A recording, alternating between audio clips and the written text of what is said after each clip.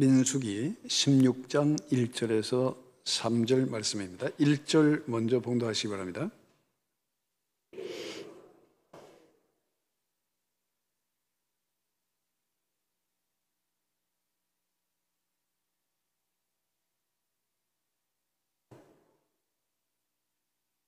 이스라엘 자손 총회에서 택함을 받은 자 곧 회중 가운데에서 이름 있는 지휘관 250명과 함께 일어나서 모세를 거스르니라.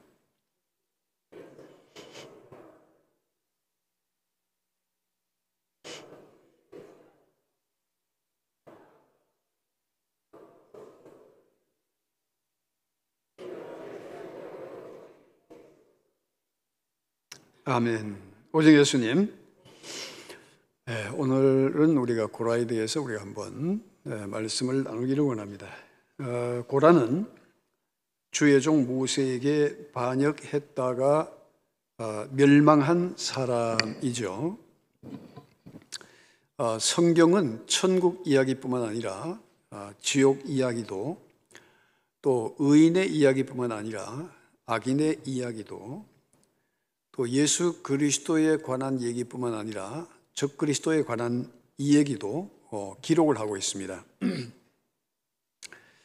자, 이스라엘 민족이 출애굽하여 그 약속의 땅을 향하여 간다고 하는 것은 출애굽해서 어쨌든 그 죄악의 땅, 그곳에서 하나님께서 이스라엘 백성들을 건져내셔서 광야 생활을 하게 하신 것은 바로 구약 교회를 상징하고 교회 이야기를 우리에게 들려준다고 볼 수 있습니다. 그래서 사도행전 7장 38절에 보면 시내 산에서 말하던 그 천사와 우리 조상들과 함께 무슨 교회? 광야 교회에 있었고 또 살아있는 말씀을 받아 우리에게 주던 자가 이 사람이라. 그래서 이스라엘 백성들의 광야 생활은 그냥 단순한 광야 생활이 아니라 하나님을 믿는 백성들의 모임이었기 때문에 광야 교회라 이렇게 표현하고 있습니다. 그래서 우리가 주님의 이름으로 모여서 주님의 이름으로 행하는 모든 일들을 하는 공동체를 우리가 교회라 이렇게 지칭을 하고, 그런 면에서 광야에서 이스라엘 백성들이 생활했던 모든 것은 오늘날의 교회 생활과 같다 하는 것을 보여주고 있습니다. 그래서 이스라엘 백성들의 이야기는 오늘날로 말하면 교회의 이야기며 교회 안에서 일어나는 일을 말하고 있습니다. 그래서 부살렐처럼 하나님께 멋지게 쓰임받은 사람이 있는가 하면 또 고라처럼 불행한 결말을 맞이한 사람도 있다는 것을 우리가 보게 되는데요. 자, 그러면 고라는 어떤 사람이냐? 1절에 보니까 레위의 증손 고핫의 손자 이스할의 아들 고라와 이렇게 말하고 있죠. 네. 그리고 르벤 자손 엘리압의 아들 다단과 아비람과 벨렛의 아들 오온이 당을 짓고 이렇게 기록하고 있습니다. 여러분, 레위의 증손이니까 그 레위 지파로서 참 구별된 지파에 속한 이 고라라고 하는 사람, 그리고 이게 르벤의 자손 다단과 아비람. 여러분, 르벤은 그 야곱의 맏아들이잖아요. 그러니까 자, 레위 자손, 하나님께서 구별하신 이 레위 자손들 중에 야, 모세와 아론 왜 너희들만 지도자냐? 우리도 같은 레위 자손 아니냐? 또 이제 르벤 자손 다단과 아비람 같은 경우에도 아니 우리 할아버지 야곱의 맏아들은 누구예요? 르벤인데 서열상 우리는 장자 집안이야. 근데 모세와 아론 왜 너희들만 지도자가 되냐? 이렇게 해서 그래서 이게 당을 지었다는 거예요. 그래서 고라가 당을 지었다는 것은 뭘 말하고 있습니까? 영적으로 신약교회에서 일어난 일과 같다. 자, 갈라디아서 5장 19절 한번 보겠습니다.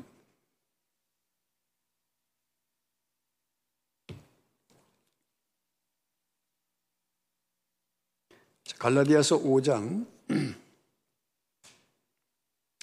자, 이 갈라디아 교회에 이런 일이 있었죠. 자, 신약교회에서 어떤 일이 있었느냐? 5장 19절에 육체의 일은 분명하니 곧 음행과 더러운 것과 호색과 우상숭배와 주술과 원수 맺는 것과 분쟁과 시기와 분냄과 당 짓는 것과 분열함과 이단과 이렇게 말하고 있어요. 자, 그런데 보면 이게 모든 항목들이 연결되어 있다는 거예요. 예.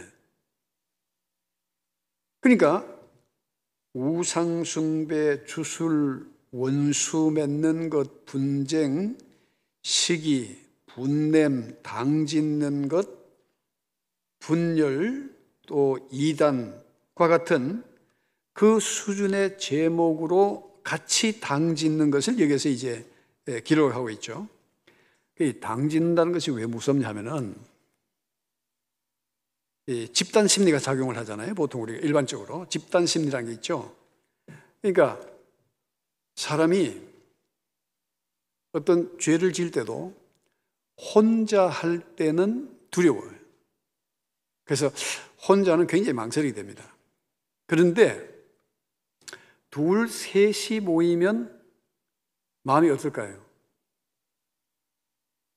의기투합하면 이게 죄의식이 좀 덜해지죠. 네. 그래서 이 도둑도 이게 내가 분명히 남의 것을 훔치는 것은 나쁘다고 알고 있는데 둘이가 모여 이 얘기하다 보면 야, 세상 정말 불공평해. 정의라는 게 없어. 그러니까 우리가 다른 집에 가서 물건을 훔치는 것이 아니라 그 집에 있는 많은 것을 조금 옮겨다가 우리가 훔치는 것이 아니라 잠깐 옮겨서 우리가 이용하는 거야. 그러면 옆에 있는 친구가 야, 너 정말 기발한 생각을 하고 있다. 그래. 우리가 뭐 잘못한 게 있냐? 저 돈 벌어 놓은 놈, 저 놈도 알게 모르게 도둑질 다 한 놈 아니야. 그러니까 그거 우리가 좀 옮겨서 우리가 이용하는데 그건 자네 생각이 맞다 이거야. 맞아요? 개가 몽둥이에 맞을 일이라. 그런데 한결 마음이 어떨 것 같아요? 혼자서 훔치려던 계획이 둘이가 의기투합하니까 이제 죄의식이 사라지는 거예요. 그렇죠? 맞죠? 이래가지고 여러분 모든 것은 논리가 주어지게 되죠. 그 의미가 부여되면 동기가 주어지면 더 강하게 행동을 할 수가 있거든요. 거기에 한 서에 넷 모이면 이제는 그게 죄가 아니야. 정당한 것이 되는 거예요. 그렇죠? 여러분 대장동 사건이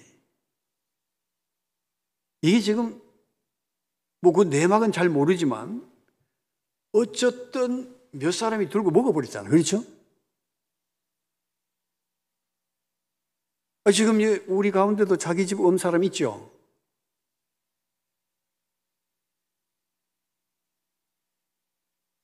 다 있는가 봐요? 그런데 자, 이 사람들이 모여서 그런 일을 할 때 그게 나쁘다, 죄라고 하는 것을 생각했으면 했을까요? 안 했을까요? 절대 못하지. 야, 우리가 이 개발해서 그래서 이 이익을 말이야, 우리가 성남시와 나누어 가지면 시도 좋고, 이게 예로 드는 겁니다. 지금 뭐 그 얘기를 하려고 하는 게 아니고, 그리고 이게 투자한 사람들 다 어려운데 이렇게 투자했다는 것은 기여한 바가 크다. 그러니까 그런 사람들은 몇 배 튀어서 줘야 된다. 이 기초가 되니까. 네 말 맞다 이거야. 그래가지고 딱 의기투합하니까 하다 보니까 이게 돈이 엄청 남은 거예요. 그 이야기 아닙니까 지금 그게. 대장동 그 사건이 그렇게 되는 거예요. 뭐 우리가 또 누가 범인이다 아니다 그 복잡하게 생각할 필요 없어요. 이거는 예를 들면 사람이 혼자서는 못할 일도, 혼자서는 죄라고 생각했던 일도 이게 의기투합하면 논리가 형성이 되어지고 자신들의 행동을 정당화하게 된다는 거예요. 그래서 이게 무섭다는 거예요. 그래서 집단 심리가 작용하면 자신도 모르게 거기에 대한 합당한 어떤 논리를 나누게 되고, 그래서 거기에 참여하는 정당성이 부여가 되어지는 거예요. 그러다 보면은 여러분, 진리는 뒷전으로 물러가 버려요. 하나님 보실 때, 그러니까 우리 믿는 사람들, 오늘 낮에 제가 말씀드렸지만은, 우리가 정의, 공의 말이지, 공평사회 하지만 그 의라고 하는 것이, 정의라고 하는 것이 누구의 기준에 맞아야 된다? 우리는 하나님이 옳다고 여기시는 일이, 그게 바른 정의다 이거죠. 하나님 보시기에 옳다고 여겨져야 되는데 사람 보기에 옳다고 여겨지는 거. 여러분, 지금 그 무슬림들이 폭탄 테러하고 사람을 참수하고 이런 것을 보면은 그들이 하는 데 있어서 그 정당성이 부여되어졌기 때문에 사람을 참수하고 폭탄 테러 한단 말이에요. 그러니까 이 꾸란의 교리 중에 알라를 위해서 자신의 몸을 희생한 사람은 천국에서 70여 명의 미모의 무희들과 함께 천국에서 산다는 거예요. 교리가. 그러니까 자살 폭탄 테러 하는 게 여러분 목숨 하나잖아요. 왜 그 사람은 죽음을 두려워하지 않고 그렇게 할 수 있느냐? 그 집단이 모이면 그런 것을 통해서 그 자살 폭탄 테러라든지 또 자기들과 다른 사람들의 목을 쳐서 참수하는 것을 정당화하는, 그래서 죄의식을 없애버린 거예요.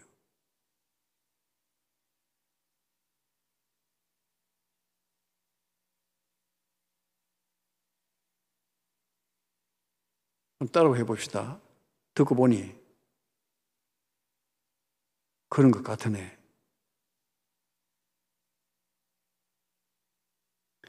그래서 이게요, 정말 그 하나님의 정의를 이해하지 못하고 하나님의 사랑을 이해하지 못하면 우리가 왜곡된 사랑, 왜곡된 정의를 옳다고 생각하고 그 일에 정당성을 부여함으로 행동하게 된다는 거예요. 이게 무섭다는 거예요.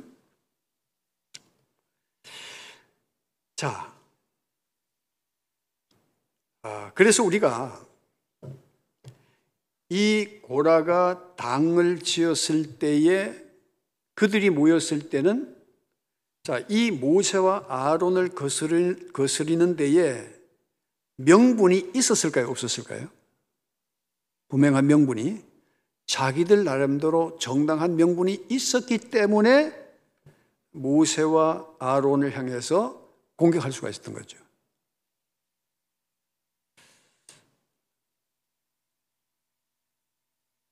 이 초대교회는 어땠을까 그러면? 초대교회. 여러분, 사람 사는 거는 수천 년이 흘러도 똑같다. 사람 사는 데는. 사람 사는 건 별 게 없어요. 자, 사도행전 2장 44절 한번 볼까요?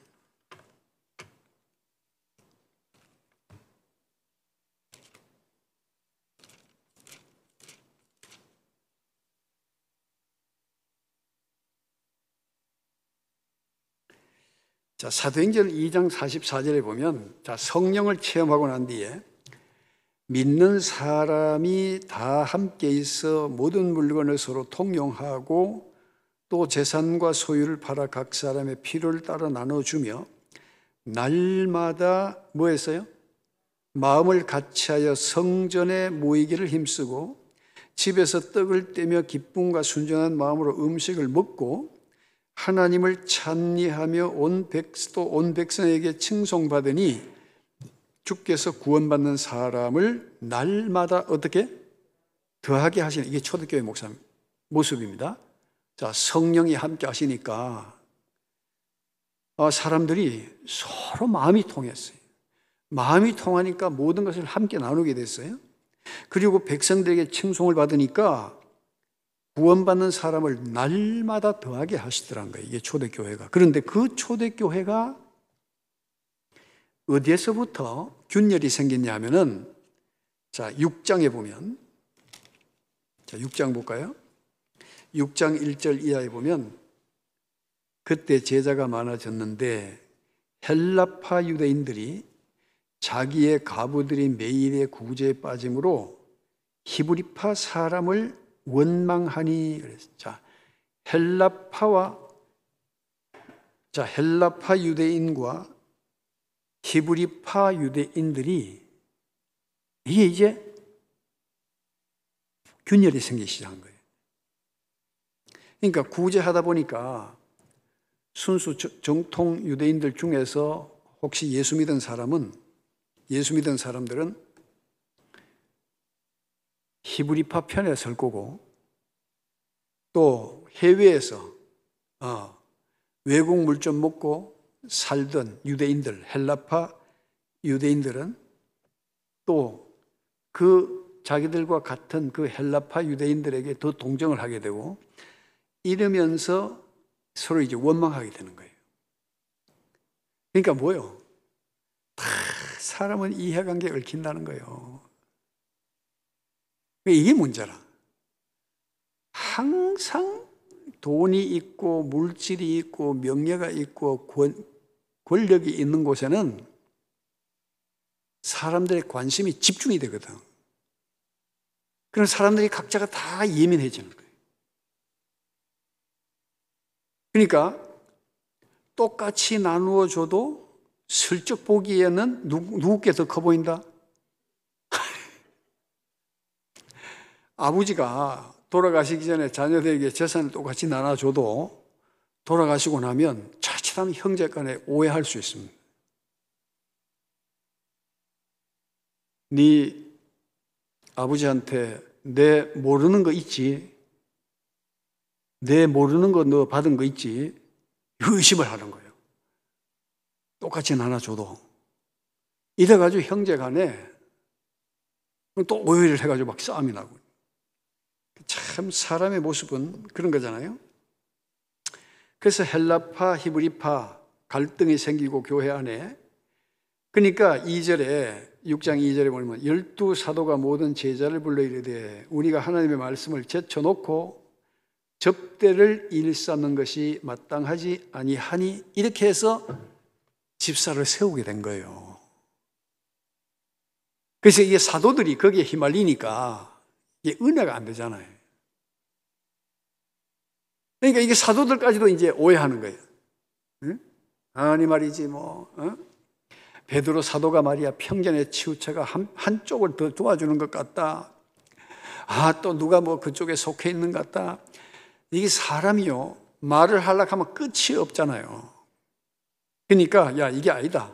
그래서 12사도가 모든 제자를 불러 이제 우리가 하나님의 말씀을 제쳐놓고 접대를 이사하는 것이 마땅치 않다. 이게 아니다. 우리는 본질적인 일을 하자. 이것은 집사로 하여금 집사들을 세워서 7 집사를 세워서 그들로 봉사하게 하고 그저 우리가 나중에 보고만 받자. 예. 그렇게 이제 이야기가 된 거죠. 자, 그런데 이런 일들로 갈등이 생기면서 또 여러 가지 일이 일어났던 것이, 자, 고린도전서 1장 10절 한번 보겠습니다. 고린도전서 1장 10절에, 자, 고린도 교회도 마찬가지죠. 형제들아, 내가 우리 주 예수 그리스도 이름으로 너희를 권하노니 모두 같은 말을 하고 너희 가운데 무엇이 없이, 분쟁이 없이 같은 마음과 같은 뜻으로 온전히 합하라.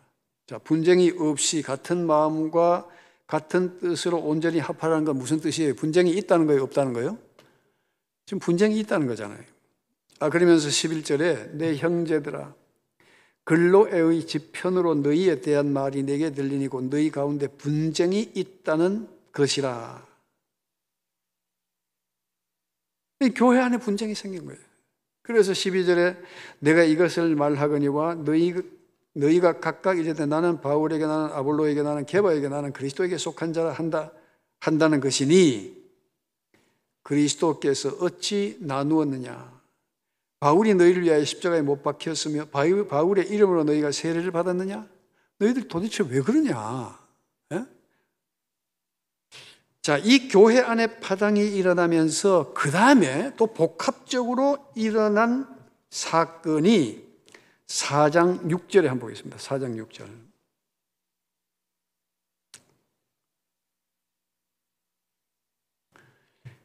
자, 형제들아, 내가 너희를 위하여 이 일에 나와 아볼로를 들어서 본을 보였으니 이는 너희로 하여금 어떻게 기록된 말씀 밖으로 넘어가지 말라 한 것을 우리에게 배워 서로 대적하여 교만한 마음을 가지지 말게 하려 함이라.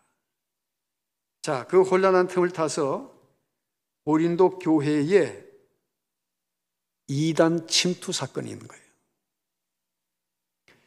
그러니까 이 고린도 교회의 문제는 기가 얇은 사람들, 즉 누가 말하면 쉽게 동조하는 그 사람들이 있었다는 거예요.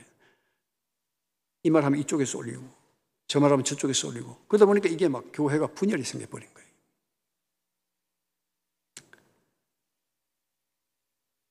이 고린도 후서 11장 4절 한번 볼까요? 자, 고린도 교회 문제가 심각했기 때문에 그 다음에 두 번째 보낸 편지에서 만일 누가 가서 우리가 전파하지 아니한 무엇을 다른 예수를 전파하거나 혹은 너희가 받지 아니한 다른 영을 받게 하거나 혹은 너희가 받지 아니한 다른 복음을 받게 할 때에는 너희가 뭐 했어요? 잘 용납하는구나. 이게 뭐예요? 기가 얇아가지고. 네. 그리고 사람은 누구 말을 더 듣게 돼 있어요? 자기와 가까운 사람의 얘기를 듣게 돼 있죠. 그래서 이 교회에 파당이 생겨버린 거예요. 그러니까 우리가 진리에 대한 확신이 없으면 이 사람은 기가 얇아요. 그래서 우리가 따라가게 되는 거예요. 자, 바울이 고린도 교회에 보낸 편지에 유독 성령의 역사를 강조한 이유는 진리는 머리로 이해되어지는 것이 아니라 바로 하나님의 은혜, 즉 성령의 역사로 믿어지게 되는 것이기 때문이라는 거예요. 여러분, 그래서 참 바울이 이 고린도 교회에서 성령에 대한 이야기를 굉장히 구체적으로 하고 있습니다. 그리고 뭐 방언 기도가 또 문제가 돼가지고 말이지. 그래서 방언에 대해서도 또 정확하게 얘기하게 되는 거예요. 그러니까 여러분, 우리가 진리를 깨달을 때 머리로만 이해하려고 그러면 다 이해하지 못해요. 그러니까 정말 하나님의 은혜, 성령의 역사가 없으면 우리는 한순간에 미혹될 수 있다 없다? 있다는 거예요. 그러면 성령의 역사는 어떻습니까? 성령이 역사하면. 성령이 우리 가운데 함께 하시면 우리 마음에 기쁨과 평안이 있어요. 즐거움이 있어요. 그리스도를 위하여 또한 몸된 교회를 위해서 봉사하고 섬기는 것이 즐거움이 돼요. 근데 성령의 역사가 사라지면 현대 교회 같은 경우에는 편의주의로 빠져버리는 거예요. 네. 봉사, 섬김. 왜 우리가 해야 되냐? 이 바쁜 시절에. 우리도 바쁘다 이거지. 바쁘죠, 사실은. 그렇죠? 네. 자, 한번 물어봅시다. 조심스럽게. 바빠도 내 하고 싶은 건 다 하지요? 코로나 때문에 교회는 못 나와도 다 하시죠, 거의. 마트에도 가시고 시장도 보고 새벽 어물전도 나가보고 다 하잖아요. 아이고, 저는 지난번에 총회 때문에 서울 가보니까 세상에 지하철을 사람들이 빽빽하게 타고 다녀요.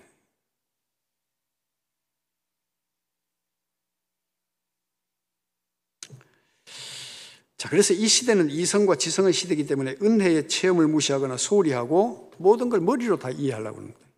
여러분, 머리로 다 이해할 수 없는 것이 진리의 말씀인 줄로 믿습니다. 머리로 다 이해가 안 돼요. 머리로 이해할 것 같으면 제가 40년 이상 목회를 한 사람이고 신학교 졸업한 이후에도 학문적으로 대학원을 한 2개 정도 공부를 하고 지금도 계속 한 달에 한 번씩은 신학대학 교수와 더불어서 같이 공부를 하고 있어요.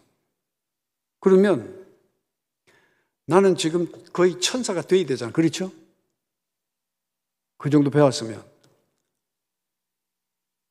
그런데 여전히 나는 약하고 부족한 죄인이더라는 거예요. 그러니까 날마다 내 자신이 내가 아니라 내 안에 누가 계셔야 돼요? 정말 그리스도가 한순간이라도 나와 함께 계시지 않으면 사람은 넘어질 수밖에 없다는 거예요. 그러니까 겸손할 수밖에 없잖아요, 사실은. 겸손해야 되고. 또 아무리 안다 한들 자랑할 게 뭐가 있습니까? 여러분, 내가 안다고 하는 순간 돌아서 보면 아는 것보다 모르는 게 더 많아요. 아는 것보다 모르는 게 더 많더라고. 신학을 공부해도 여러 분야의 전공이 있습니다. 조직신학, 역사신학, 주경신학. 신학을 공부하고 난 뒤에도 그 다음에 여러 분야에 또 공부한 사람들은 자기 어떤 전공 분야를 찾아들어가요. 교육신학이라든지. 그러니까 공부는 끝이 없는 거예요. 그 조직신학을 하는 것 가운데도 보면은 그게 또 성령에 관해서, 하나님에 대해서, 예수 그리스도에 대해서, 인간에 대해서, 인간의 죄성에 대해서, 또 종말론에 대해서 분야가 엄청 또 많은 거예요.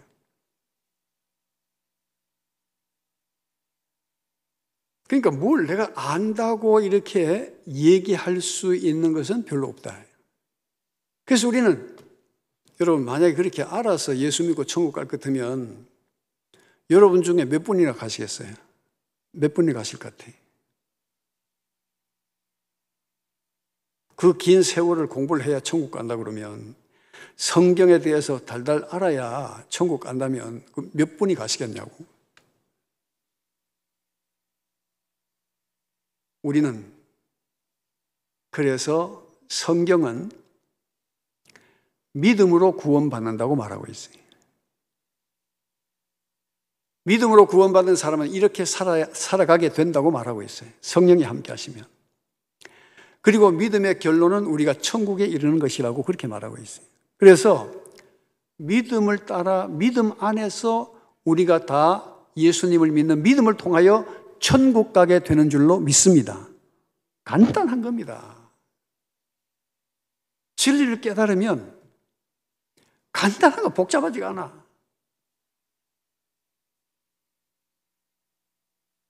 십자가가 나를 위한 그리스도의 희생인 것을 깨닫고 철저히 회개하게 되는 거예요. 철저히 회개한 사람은 그 다음에 죄가 얼마나 나를 힘들게 하는 것인지 알기 때문에 할 수만 있으면 죄로부터 점점 멀어지는 생활을 하는 거예요. 그러니까 죄로부터 점점 멀어지다 보니까 나도 모르게 성화되어져 가고 거룩함에 이르게 되는 거죠. 예. 그 믿는다고 해서 확가닥 사람이 하루아침에 해득 뒤집어져 가지고 달라지는 것은 아니지 않습니까? 그래서 이 시대는 이성과 지성의 시대로서 은혜의 체험을 무시하거나 소홀히 하고 머리로 이해하려는 경향이 있다. 결국 성령의 능력과 역사를 체험하지 못하면 인본주의, 편의주의, 파당주의, 다시 말하면 십자가 없는, 자기 희생이 없는 종교 활동을 선호하게 되는 거예요. 종교 활동을 하는 거예요. 부담스러운 것은 다 빼버려요. 기도, 아니 요즘같이 바쁜 세상에 주님 나는 늘 열심히 활동하고 일하겠습니다.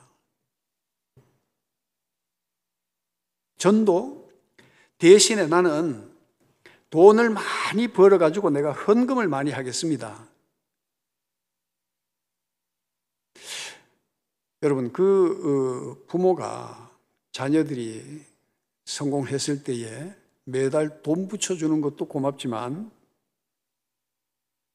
그래도 부모를 부모로 알고 자주 찾아보는 게 좋습니까?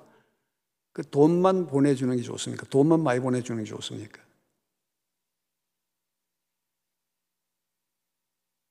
왜 좀 이 얘기 좀 해보소. 아이고 내 삼아 뭐 돈이나 폰 없이 좀 보내줬으면 좋겠다는 분 요렇게 드세요. 요렇게. 딴 사람 보면 안 되니까.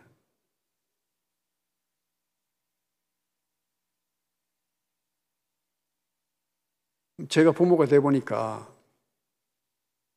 그래도 자식이 전화해주고 여기 한 번씩 찾아오는 게 그렇게 좋더라고. 그래서 매주 월요일은 전화하는 날로 정했습니다. 매주 월요일.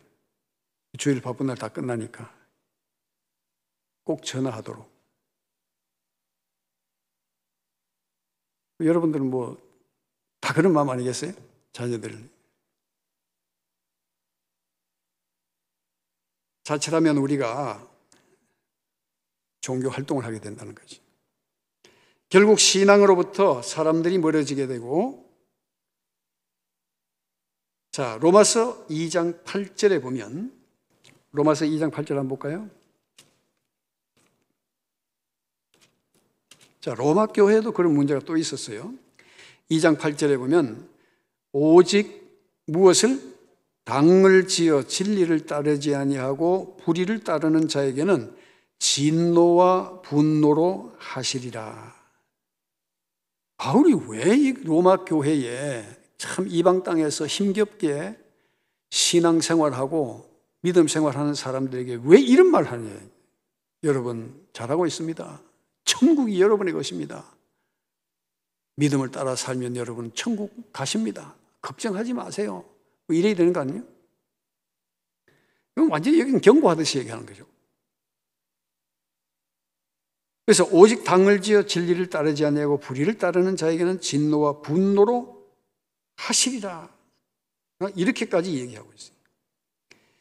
사실 파당이라는 것은 세상 정치의 산물이죠. 세상 정치의 산물이에요. 그리스도인들은 무엇보다도 주님을 사랑하고 주님의 몸된 교회를 사랑해야 될 줄로 믿습니다. 네. 그래서 오늘 본문 2절에 보면 이스라엘 자손 총회에서 택함을 받은 자 곧 회중 가운데에서 어떤 사람? 이름 있는 지휘관이야. 일반 사람들이 아니고 모세와 아론을 거슬러서 그들에게 항의한 사람들은 총회에서 뭐 한 사람?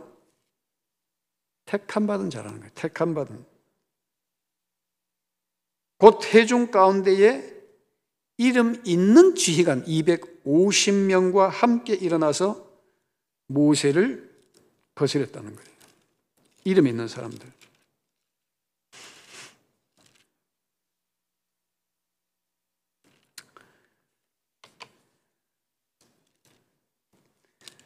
그러면 이 사람들은 평범한 사람이 아니잖아. 그렇죠? 네, 평범한 사람은 아니라는 거예요. 자, 그러면 모세를 거스르게 된 이유가 뭐냐? 3절에 보면 그들이 모여서 당을 지어서 모세와 아론을 거슬러 그들에게 이르되 너희가 분수에 지나도다. 분수에 지나도다. 회중이 다 각각 거룩하고 여호와께서도 그들 중에 계시거늘 너희가 어찌하여 여호와의 총회 위에 스스로 높이느냐? 자, 여기서 우리가 주의해야 할 말이 뭡니까? 회중이 다 각각 거룩하고, 자, 개별적으로 물어봅시다. 맞는 말입니까? 틀린 말입니까? 예? 맞아요? 틀려요? 여러분들에게 불리한 말을 내가 안 할 테니까 내 질문에 답해 보소. 자, 너희가 각각 회중이 다 각각 거룩하고 맞아요? 틀려요? 예? 맞습니까? 틀립니까? 좀 헷갈리는 것 같아. 맞지요? 하나님께서 구별하셨잖아. 그렇죠? 그러니까 다 회중이 다 각각 거룩하고 그 다음에 여호와께서도 그들 중에 계시거늘 맞습니까? 틀립니까?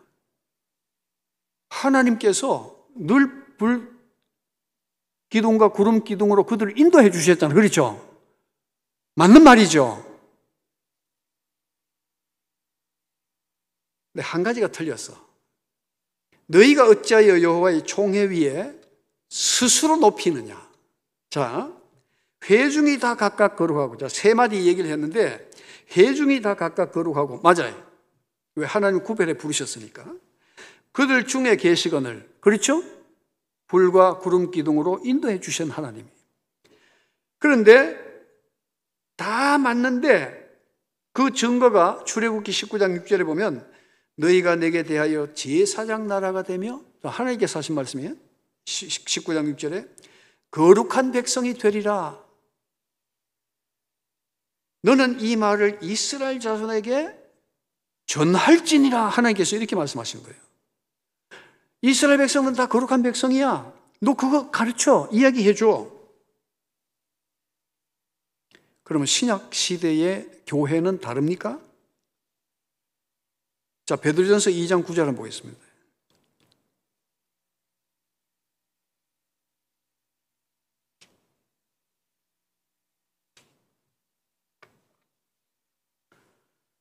자, 2장 9절에 보니까 그러나 너희는 어떤 족속?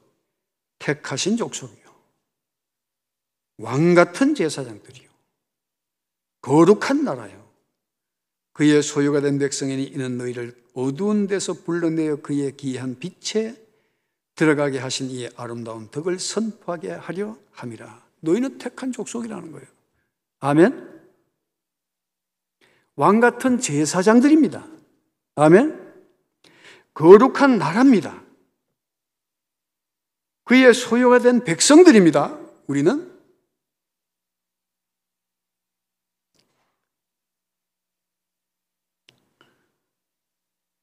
또 베드로전서 2장 5절 같은 경우에는 너희도 산돌같이 신령한 집으로 세워지고 예수 그리스도로 말미암아 하나님이 기쁘시게 받으실 신령한 제사를 드릴 거룩한 제사장이 될지니라. 그렇게 말씀하고 있어요.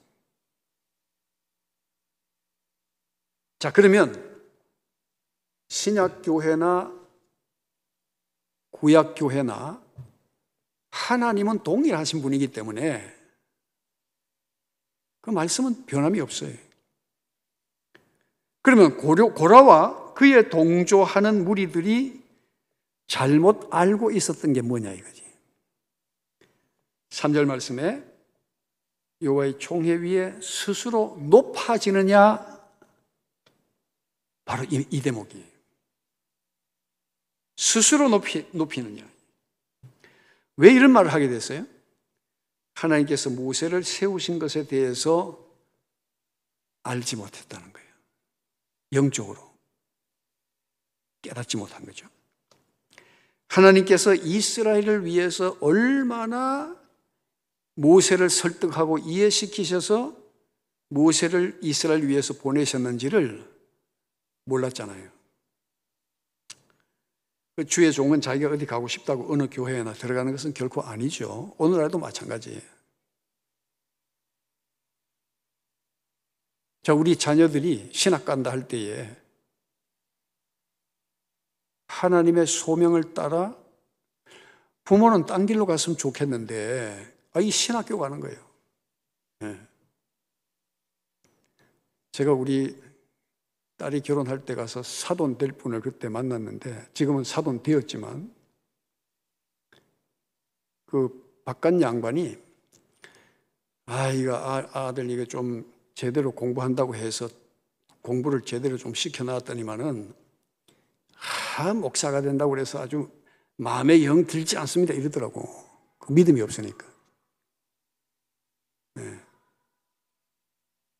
그래서 내가 훌륭한 일을 하셨습니다. 아들이 그 길 간다는데 그건 귀한 일입니다. 그런 얘기를 했거든요, 제가. 그러니까 아버지는 못마땅한 거야. 그래도 대학도 제대로 좀 경영과 공부를 해가지고 뭔가 좀 크게 될 줄 알았는데 이 목회한다고 신학 가보니까 아버지가 굉장히 실망을 해버린 거예요. 이 부르심의 소명이 없으면 어떻게 그 길을 가겠어요? 자, 그래서 로마서 1장 1절에 보면 예수 그리스도의 종 바울은 사도로 부르심을 받아 하나님의 복음을 위하여 택정함을 입었으니, 이건 바울의 고백이죠. 사도로 부르심을 받았다. 누가 바울이 하나님 앞에서나 예수님께서 사도로 택한 것을 보았습니까? 아무도 본 사람 없어요. 모세 역시 그러한 거죠. 그러나 고라와 그 일당이 주의 종 모세를 괴롭힌 것은 인간적으로 모세와 아론을 봤다는 거예요. 자, 바울에게도 사도권을 비난하면서 괴롭힌 자들이 있었죠. 디모데후서 4장 14절 한번 보겠습니다.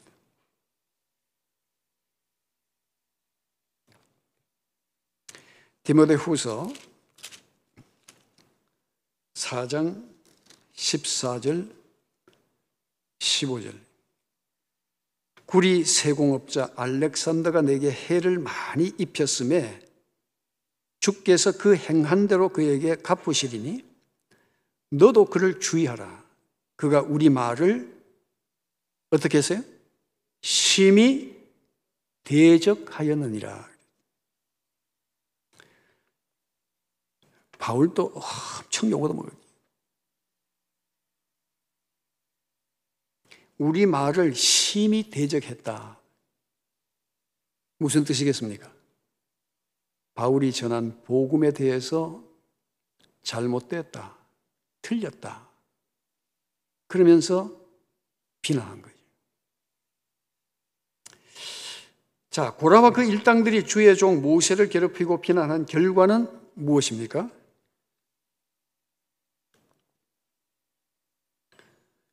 하나님께서 이 고라와 다단과 아비람의 장막 사방에서 모두가 떠나라고 그러고 결국 그들은 그곳에서 죽고 말았죠.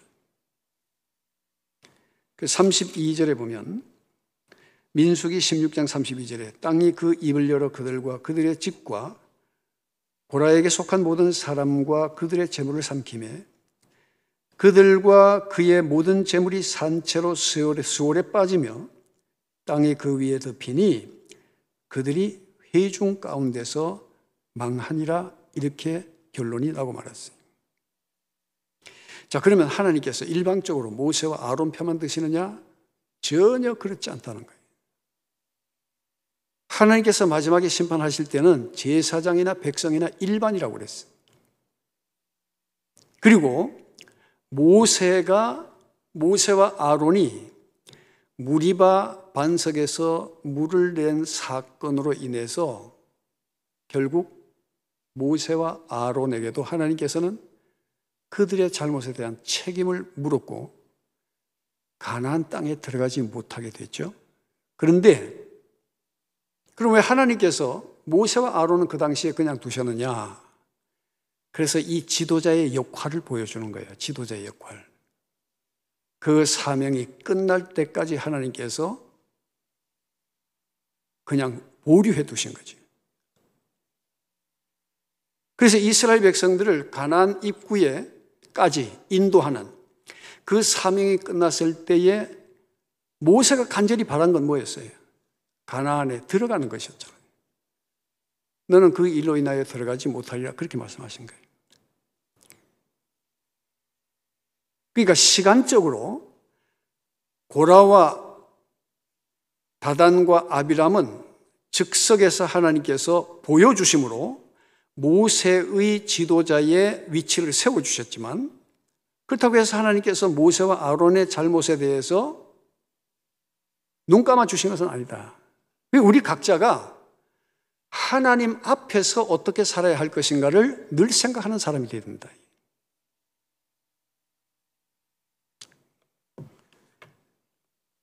그래서 직분을 가진 자는 직분대로 하나님께서 심판하시고, 자, 호세아 4장 9절 말씀 보겠습니다. 호세아 4장 9절 말씀.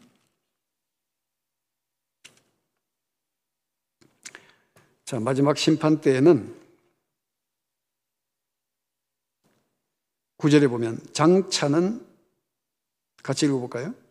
장차는 백성이나 제사장이나 동일함이라 내가 그들의 행실대로 벌하며 그들의 행위대로 갚으리라. 아멘. 그러면 주의 종이라 할지라도 어떻게 살아야 하며 또 하나님의 백성들은 또 어떤 자세로 주의 종을 대하며 또 어떤 믿음으로 살아야 되는가 하는 것을 우리에게 보여주시는 거죠. 이 말씀을 우리가 성경대로 이해하고 그리스도의 공동체가 믿음으로 말씀 안에서 하나 되어 하나님께 영광 돌리는 그런 공동체로 나아가는데 마음과 뜻을 합하여 하나님의 영광을 나타내는 교회와 성도가 되어야 될 줄로 믿습니다. 기도하겠습니다. 거룩하신 하나님 아버지, 우리가 받은 구원의 은혜가 너무나 크고 놀랍지만 우리는 간혹 그 십자가의 희생과 사랑을 알지 못하고 살 때가 있습니다. 하나님이 세우신 영적 질서를 따라 믿음으로 사는, 그래야 표차 그리스도 말씀 안에서 하나 되어 이 어려운 시기를 극복하고 마지막 때 그리스도의 복음을 위하여 쓰임되는 교회와 성도들이 되게 하여 주시옵소서. 우리를 구원하신 예수 그리스도 이름으로 기도드리옵나이다. 아멘.